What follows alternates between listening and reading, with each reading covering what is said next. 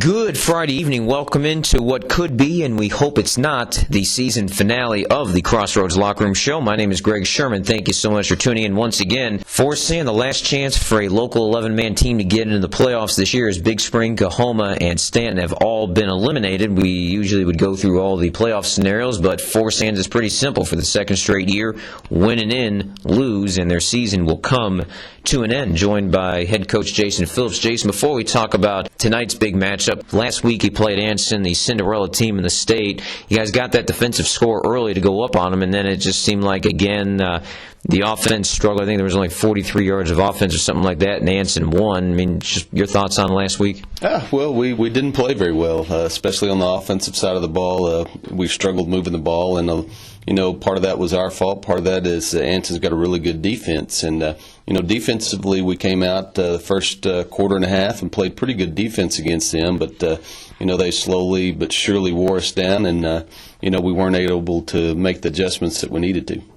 Since the comeback against Tuscola Jim Ned the last 5 games, you've had 3 offensive touchdowns. You've had a couple of defensive scores. The defense has kept you in a lot of games, but the offense, a lot of nights, has just had bad nights. I mean, what can you do to try to get that offense going? Since 1 touchdown a game, you might get past Winters, but you wouldn't get past Quan or Windthorst in the opening round. What's going to help is just having the same 11 guys out there on offense week in and week out, and we're looking for everybody to go. I don't think we've got a couple guys that won't be 100%, but they're going.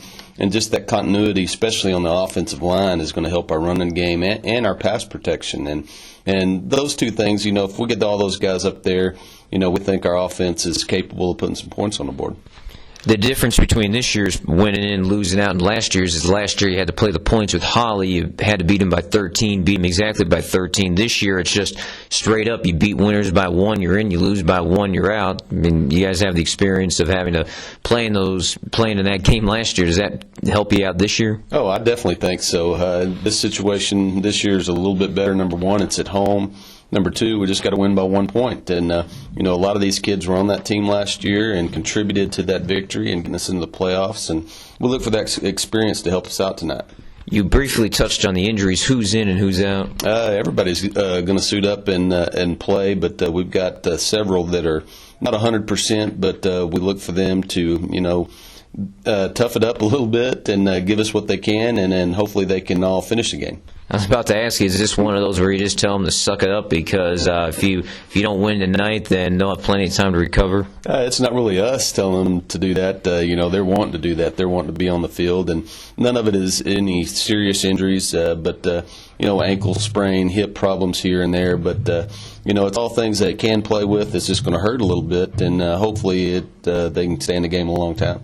Winters is a team with a new coach, Adam Bright. They were 9-4 last year. They were expected to take some steps back this year from their traditional powerhouse, and this year they're just 2-7. But they're tied with you in the district at 1-2. So it's a matchup that it's going to literally be like an NCAA playing game. Definitely. Coach Bright's done a good job. They're extremely young over there, but they're hungry too. You could see that in the Haskell game, and they've got the kids capable of making plays when they need to. They've gotten a lot of experience as the year's going on, and they're going to be tough. They're going to come out hungry because they're in the same situation we are. Win and you're in. How frustrating has it been the last 5 weeks with trying to get the offense going? I know at some points it's been because of injuries. Other times it's been because of strong defenses. But how frustrating is it with all the lack of stats, lack of points? Oh, real frustrating. The past couple of years, we've almost, some games put points up, whenever we wanted to, and we've got some new kids, and the injuries have definitely been a factor this year. But this week has been a great week of practice. We've made some adjustments to the offense that we think are going to be good, especially against the defensive Winters run, and we're looking for some more points tonight. Coming up, we'll break down this game a little further, plus we'll take a look back at Forsyth season and the seniors. This is the Crossroads Locker Room Show on the XKXCS. Welcome back to the Crossroads Locker Room Show. Time now to take a look at the series history between Forsan and Winters. This will be meeting number 11. Winters has won 8 out of the previous 10 meetings, but Forsan fans may remember the last time these two teams played back in 2007. Forsan beat Winters in the first round of the state playoffs. That was the last time that Forsan won a playoff game, and until last year was the last time Forsan had even been in the playoffs. So bring the coach back in. Good memories for the Forsan fans. The last time they played Winters, that was their last playoff win. Definitely. I was a part of that team, and that was a good win for us. It was a good atmosphere, and it was just fun for the kids. Tonight you bring in the Blizzards, as we mentioned in our last segment. Not quite the same strong Blizzards team in the past. They went 9-4 last year, had a coaching change. Their coach went up to another school. Adam Bright comes in. They're just 2-7. They're pretty similar in district results with you. They were blown out by Stanford and Anson, although you gave Stanford a good run for a half. They barely beat Haskell, though, 21-20 last week to eliminate the Indians. You beat Haskell by a touchdown, so it really feels like this is, again, another evenly matched up ball game. It is, and you look at Winters' pre-district schedule, and they played some tough teams early, and they took some bumps and bruises early, but last week they played really well against Haskell, and I think they're on a roll, and I think they're hungry for this. Give us a scouting report on them. Offensively, they run a wishbone, which is something we haven't seen all year. Most of the time, they're in there too tight. They've got all 11 offensive guys about 3 yards from the ball, where the last 3 teams we played have been spread teams. They spread the field, but Winters is running first, and their running game is the 3 yards in a cloud of dust that you've heard. That's basically their MO. They want to get 3 or 4 yards of carry and just drive it down the field, long, methodical drives, and we got to be able to stop that. Who are some of Winters' top players? Their quarterback, Jimmy John Ripley. He's the brother of their quarterback from last year. He's a super athlete. He's just a sophomore, but he's a good athlete. When they do pass it, he's got a strong arm. And when he gets out of the pocket, he's definitely a threat to run, just like Anson's quarterback and Stanford's quarterback and Haskell's quarterback. So every quarterback in our district can run, so hopefully we'll be able to stop them. What about some of his receivers, the defense? Receivers, it's hard to say. They only throw the ball about 3 times a game, but he does have some good guys to throw to. Defensively, they're a split defense, but they showed some different looks to Haskell against their spread that gave Haskell some trouble. But we've kind of adjusted some of our formations that we think are going to fit their defense and kind of balance their defensive front up and create some running holes for us. I see the running backs on the roster: Chris Gerhardt, Dusty Hines. Those are the guys you're going to have to stop tonight? Yeah, there's, Wishbone's got 3 running backs, and, they rotate 5 or 6 different guys in there. None of them are just what you would consider a blaze and speed guy, but, they all run hard. And in the Wishbone offense, that's what you want. And, they've got 5 or 6 guys that'll hit it up in there and try to get 3 or 4 yards for them. How do you try to stop or what do you have to do to stop the wishbone? Wishbone, you've got to play, number one, you've got to play great technique. You've got to be responsible.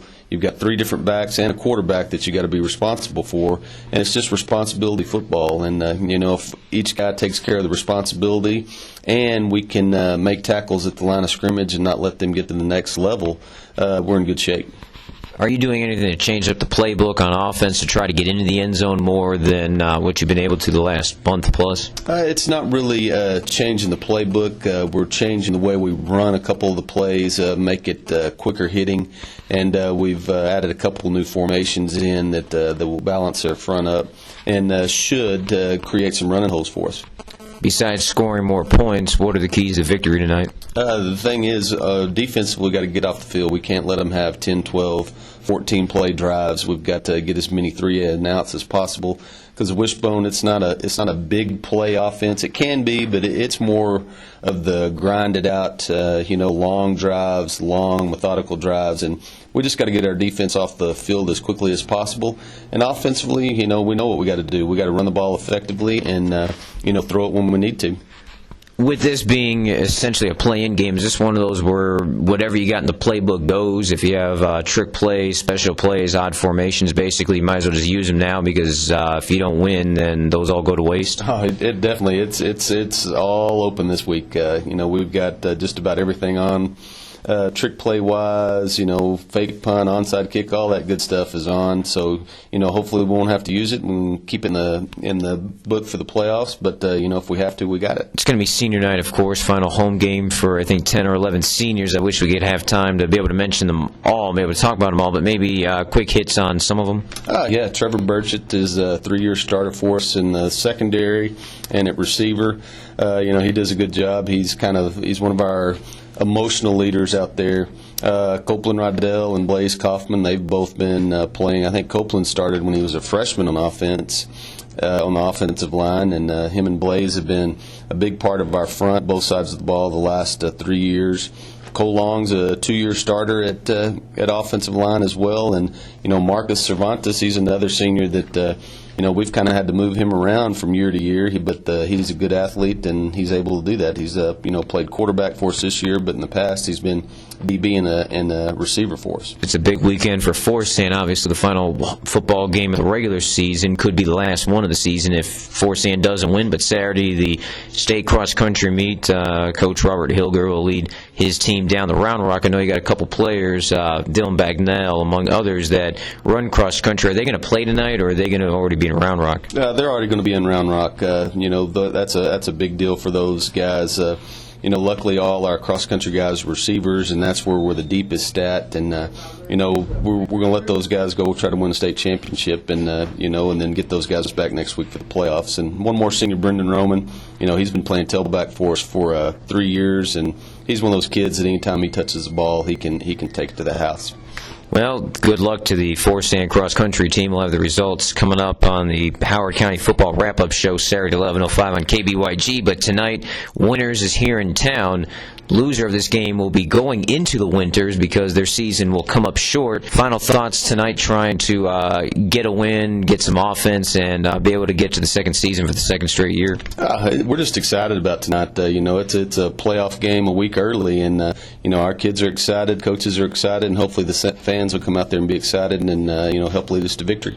Head coach Jason Phillips, really do appreciate the time. Thank you so much. Go out there, take care of your business, get somebody from the 11-man area into the playoffs, and hopefully we'll be talking to you next week. You bet. Thank you, Greg. And we'll have more of the Crossroads Locker Room Show coming up in just a moment here on KXCS 105.5 FM, The X. Welcome back to the Crossroads Locker Room Show. We're going to change things up a little bit tonight as we will move Cahoma and Stanton to later in the show, and we're going to talk about 6-man right now.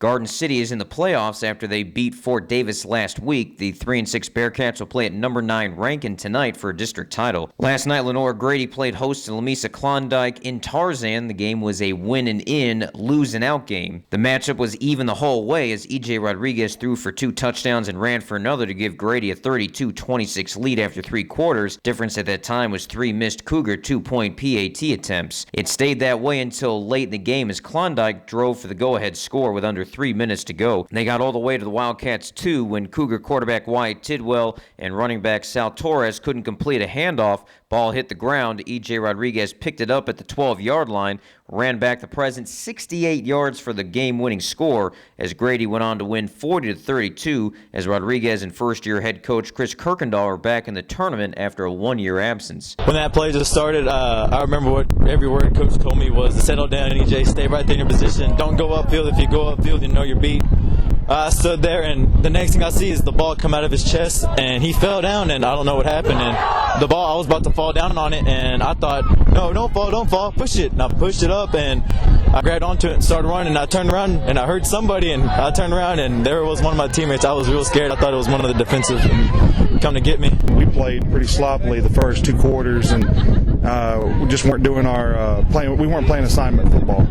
And we were letting some things get away from us, and they didn't run a single play that we hadn't prepared for, and we just let some things get away from us, and we had to battle back from that in the 3rd and 4th quarters, and I give all credit to the boys for fighting hard and sticking with it, and yeah, we're going to the playoffs. Wildcats know who they're going to face. They'll take on Ropesville Ropes next Friday night at Ackley Sands. Eagles beat Grady by 11 points back in week 0, and we'll have more of the Crossroads Locker Room Show in just a moment here on the X, KXCS. Back here on the Crossroads Locker Room Show, well, bad news for Oklahoma. They lost to Reagan County last week. They will take on Alpine to close out the season tonight. Unfortunately, there is no scenario that will get them into the playoffs, so this will be the final night. But, hey, they get to wrap it up at home against Alpine as Stacy Martin makes his return to Oklahoma. Joining me right now is head coach Trey Gardner. And, Trey, last week was a tough one going down to Big Lake taking on the Owls of Reagan County. Had you guys won, you'd be in very good shape, but unfortunately just not able to do it. Just talk about the game last week.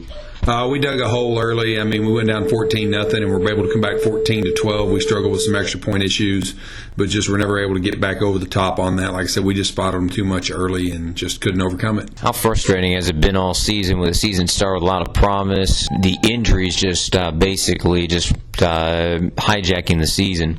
It's frustrating. We were talking about the other day that, you go back to the opening drive against Forsyth, and we looked pretty stinking good that night on that opening drive. But by the same token, while it is frustrating from that respect, we talked to our kids yesterday about, I don't think at any point that anybody in our coaching staff has been ashamed of what our kids have done on the field. And, they're out there doing what they can do with what we've got left. And some of them playing through some pretty serious injuries. And so from that standpoint, we're a little proud of the effort that they've put out, kind of real proud of them. But by the other stand, it is the what ifs and what could have been does kind of get to you sometimes. Yeah, so I was about to ask you was how proud you are of the team, because they could have just thrown it in, been blown out so many times, and just finished at 1-9. Instead, they rallied, got the win over Sonora, and who knows, you get Alpine tonight, a team who's already secured their district title. So Alpine may have a different strategy not to get anybody hurt since they're going to start the playoffs next week. Just talk about tonight's game. We suspect that they're going to play their starters. Matter of fact, even in some blowouts, we've not seen a number 2 quarterback come in for them. Their quarterbacks played every snap of every game. They were up on Reagan County 54-7 when you never saw a number 2 guy. So I don't suspect we'll see anything different tonight. They're going to be a spread team. Their quarterback is ridiculously talented. He's probably the guy you've got to be concerned about trying to find some way to slow down. And defensively, they're not near as big as what Sonora was. They run to the ball really well. Trey, is this one of those where you don't really worry about the scoreboard too much, start evaluating guys for next year, try to use this as the spring practice that college football coaches use? I'll be honest with you, we're going to go out there, and we've got some seniors that are pretty banged up, but as long as they think they can go, we're going to let them go. It's their last chance, a lot of them, to ever step on a field, and right now that's our primary concern is, let's go out and put up a good effort, and we think our kids will. And we'll have to use some younger guys throughout the night, but I'll be honest with you, as long as our seniors think they can go, we're probably going to leave them. Some teams, when they get in the situation at the end of the year, they just mail it in and start thinking about basketball or baseball or something else. But it really feels like this team just has too much pride to just mail it in and go get blown out at home, especially playing at home on senior night. We've talked a lot about that this week, a little bit about making sure that we finish the way we've been playing, and we've talked about that. That it's hard to practice on a week like this when it's the last week and you really have nothing on the line. But that's one of the things we told our kids. We've been proud about how they've performed every week. And that we expected that we would get the same performance out of him. That's just not to quit. It's just not been this team, and so we think that we'll get the same performance out of them. Talk about some of your seniors, since it'll be for most of them, if not all of them, their final football game they play. Oh, there's some guys we're going to miss. Peyton Rodriguez, Alex Hill, Tanner Ruiz have all been up with us since they were sophomores. So obviously you think about those guys right off the bat. But we're pretty heavy senior. Our entire offensive line is seniors. And we're going to miss those guys huge. Morgan Luce has really come on. Last part of his junior year and his senior year. Eddie Hagan's the same in that respect. But all those guys across that front are seniors. Daniel Solis, fills in the rest of that line with Alex and then Peyton. And, it's going to be really hard to replace those guys. We lose Jose Nino on the other side as a defensive tackle as well. TJ White, of course, who has carried the ball for us a lot, plays corner. And then we've had some that were banged up and didn't get to play much. Aaron Acevedo, basically we lost him during 2 days, and I'd like to find a way to get a medical red shirt and get him back for a year, but I just don't see that happening. Dustin Fontana also got hurt early, was our center. Like I said, we just this has been a really good senior bunch. Considering everything that's going on, they've still managed to be leaders. We've not gotten the personal fouls and those kind of things you usually think about when this kind of stuff happens during the year.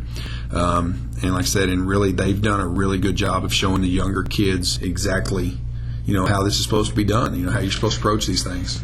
One of the unusual storylines we've talked about all year long is that it'll be the homecoming for Stacy Martin, who coached here the 2 years before you. You're finishing up your third year.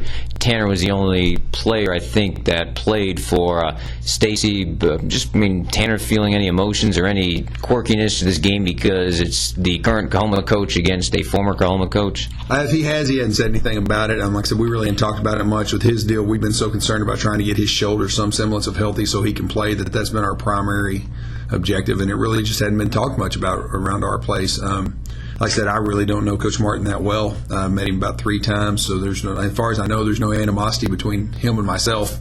And the kids really haven't said much about it. And like you said, Tanner's probably the only one that was on the varsity when he was here. Final question, Trey. It was an injury-plagued season, certainly not the way you wanted it to go. What do you take out of this season heading into 2013? The one thing we're going to try to play off of is with our younger kids is that, our guys have shown a lot of pride and a lot of fight. And that's one thing we think we can build on, because you would hope that you wouldn't repeat the injury issue again. And we're going to lose a big senior class, but they've done, like I said, they've done a real good job of showing our younger guys exactly what it is to go out on the field and put up a fight. And I think that's something we can build upon. Head coach Trey Gardner, I've appreciated talking to you all season long. I know we'll be talking a lot in the off-season, basketball, baseball, softball, squirrel chasing. Really do appreciate the time as always, Trey. Thank you so much. Thank you.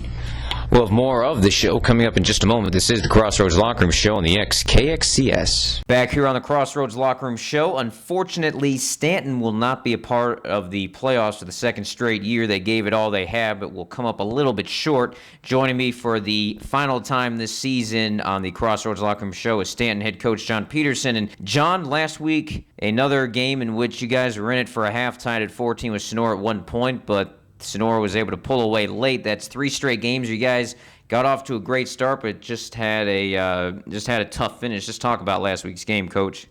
Well, you're exactly right. Same thing happened over and over again, but our kids fought hard. They gave everything they had, and we were proud of them at the end of the game. That's a good Sonora team. My hats off to Coahoma for beating them, but Sonora's a really, really good football team. John, how frustrating is it the last 3 weeks you've had great starts and that you very easily could be a lot different and be in the playoffs instead, the second half's just not going your way? Well, it's frustrating to us, but it's frustrating to our kids, and I know it's just part of the game. You get worn down by numbers, and all those teams have had more numbers than we've had, and especially in some positions, and so that has a little bit to do with it. But it's part of the game of football, especially in small towns. So we just deal with it and we move forward. And our kids are resilient; they bounce back, and they're going to try again Friday night against Reagan County. I can promise you. The game against the Owls will actually not have any playoff implications as Sonora's already wrapped up the last playoff spot, but certainly a lot on the line trying to finish 4th in the district, which I know next year would be a lot better with the expansion of the playoffs. So there certainly feels like even though there may not be any playoffs on the line, there's still certainly a lot to play for heading into the offseason. Oh, every time you line up Friday night, there's always something to play for, and we're going to have something to play for our fans and for our community and for our seniors and our team, our program. So these kids are working hard this week. We just got off the practice field. 6:30 every week, every day this week, it seemed like. So, we're working hard trying to get these kids ready for the Friday night game. Reagan County just played Coahoma last week. They beat Coahoma by 9 to knock them out. So does that help you out that Reagan County just played Coahoma, might be able to get more information versus if Reagan County had played somebody not local? Oh, not really. We've seen them all throughout the year in all the films just because, it's a small district, so we trade each other's films up and we see a lot of that. So, Not that it's a big advantage or a disadvantage. It's just it is what it is on that end of it. What do you have to do against Reagan County that Coahoma couldn't do in order to win, especially in the second half? Well, we're going to have to stop their run game. They do an excellent job in their wing tee offense of running that ball, and they do a very good job of that. Number 25, number 21, the kids' boys' names are Laz Rodriguez and Victor Carrasco. Both of them are good running backs, and they get after it.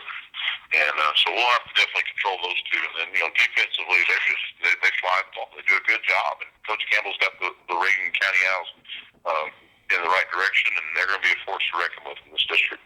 The good news is that you at least get to finish up at home in Martin County. You get to have senior night. I know your seniors showing a lot of heart, especially Blake Evans, injured again and just fighting to get back. Just talk about your senior class.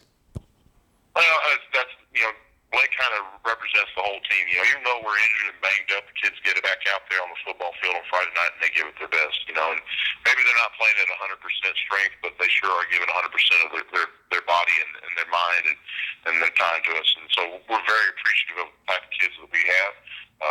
Hopefully, in the future we won't have as many injuries as we've had this past year. But I'm so proud of our kids, and I'm it's a delight to coach these kids because they come from good families and they're good people all the way around. John, what are you going to take out of this season, whether it's positive or negative, heading into the off season into 2013? To start with the negative real quick is the fact we didn't make playoffs, and that's something that we strive for and we talk about and we speak about in this program every day about winning is what it's all about. But on the positive side, we're going to see things that our kids never giving up, our kids working hard, pushing through injuries, going out there and playing when they were injured. So those are good things to see. The toughness of our kids, starting to excel and come through. Their work ethic. We haven't had a bad practice all year long. We've had some tough times, but we've had some great practices. Kids worked hard to give everything they got. So.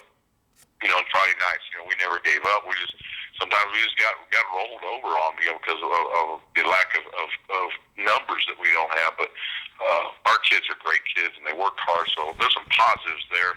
They're getting stronger. They're working hard in the off season. I know they're going to get after it there and get ready for next year. Head coach John Peterson from Stanton. John, I know the season's not going to end the way you wanted to by missing the playoffs, but we really do appreciate you taking time every week to join us. We'll talk to you in the offseason during basketball season, and, hey, before you know it, two-a-days will start up pretty quickly. Thanks so much. That's exactly right. Hey, thank you very much. Thanks for everything that you guys do as well, covering us and taking care of our kids and putting them on the radio. It's an awesome job. Thank you all again. Well, that'll just about do it here for the regular season finale of the Crossroads Locker Room Show. Want to thank everybody for tuning in all season long. If Forsan wins tonight, they will advance to take on either Quanah or Windthorst, and if they do, we'll have a playoff edition of the Crossroads Locker Room Show. If not, this will be our final show of the season. Also want to thank Joe Murphy for his help all year long on the show. My name is Greg Sherman. Thank you so much for tuning in. Don't change that dial. Forsan and winners. Coming up next, winner goes to the playoffs, loser goes home. This has been the Crossroads Locker Room Show on the XKXCS.